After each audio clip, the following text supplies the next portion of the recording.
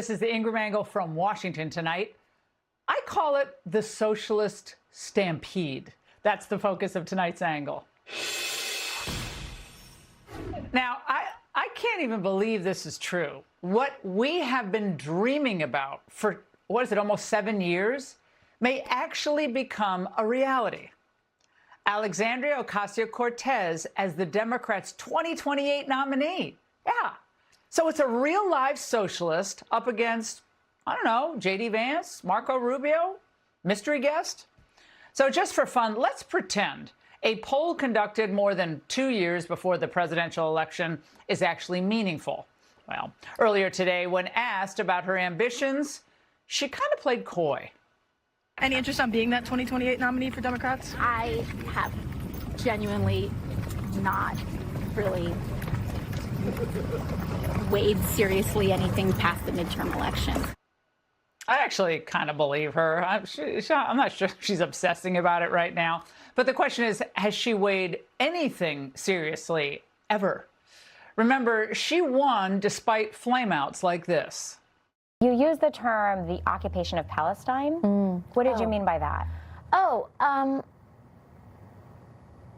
I think what I meant is like the settlements that are increasing in some of these areas and places where Palestinians are experiencing difficulty in access to their housing and homes. Do you think you can expand on that? Yeah, I mean, I think I'd also just, I am not the expert on geopolitics on this issue. Well, got to give her credit. She didn't know much, still won. But the fact is, AOC is an attractive millennial with a powerful surface appeal. With her long, sleek raven hair and red lipstick, she's at times played dual roles. Kind of the earnest activist, both up from her bootstraps, who wants to stick it to the man.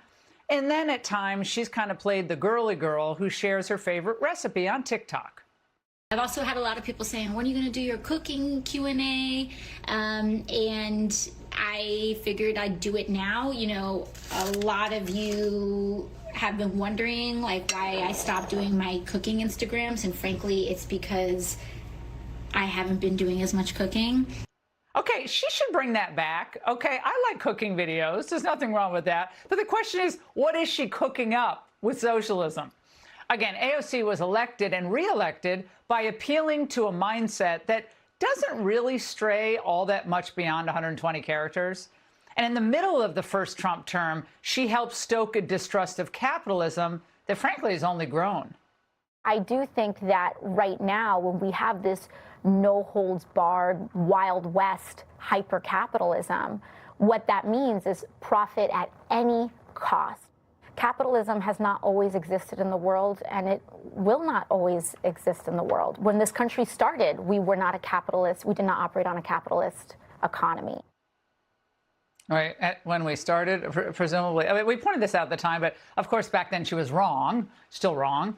Of course, we were a different country back in the early 1700s, so it was an agrarian-based market economy until the rise of the industrial age, late 1700s, early 1800s.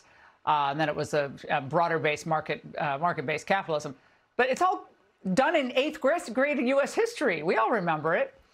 But the TikTok socialists never failed to disappoint, because when confronted with serious questions, now, 7 years from now, 2 years from now, they sputter. Would and should the U.S. actually commit U.S. troops to defend Taiwan if China were to move? You know, I think that this is such a, you know, I think that this is a,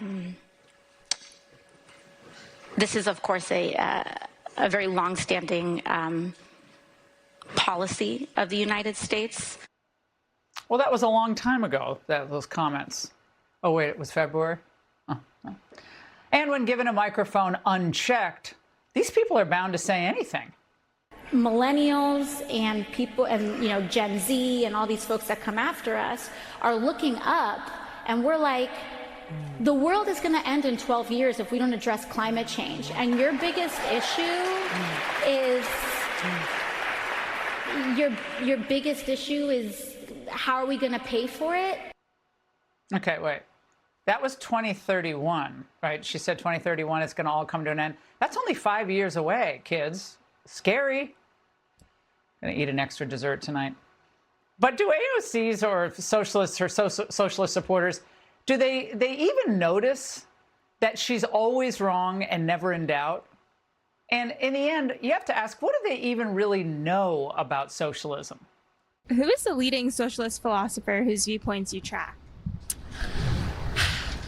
Well, he's not really a socialist, but I wanna like base it off of like Karl Marx. The way that he, like, his ideology, I base my idealism off of that, but not to the full point, but like to some extent I do base it off of that, because that does sound like the perfect world to me personally. So I feel like it would just be so much better. I imagine that's a college graduate there. Was that $200,000 for that? Well, she feels. There's a lot of feeling going on in the answers that we got today in the street, because she feels like it would be so much better under a socialist system. Karl Marx, I kind of think he's my philosopher. But they need to feel less and think more. But that's not what Gen Z, and certainly not what many of the millennials have been taught to do.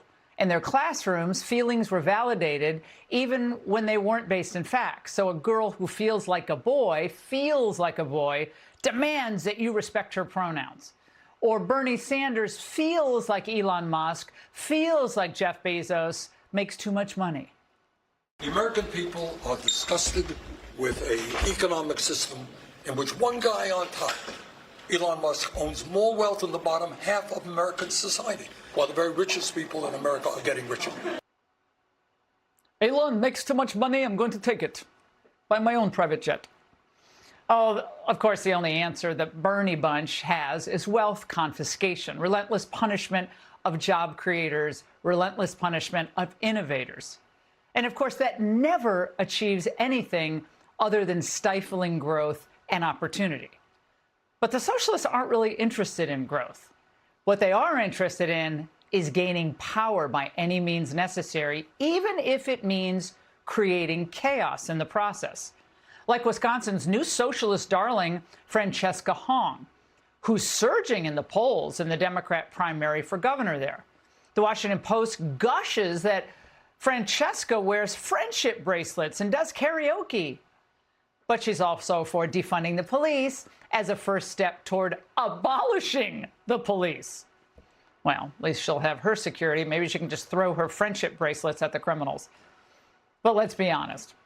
AOC and her followers don't really care much about economics. If anything, they think most Americans should have a lower standard of living. You all consume too much. You should be happy with less. Because they think that would be better for the planet, for us to have less, fewer choices. They're socialists for the vibes. They hate this country, and they know socialism is anti-American at its core. So for them, the fact that socialism would be bad for most Americans, it's not an argument against socialism. It's actually an argument for socialism. And that's the angle. Be sure to like and subscribe for all the Fox News latest on YouTube, and catch full shows streaming now on Fox One.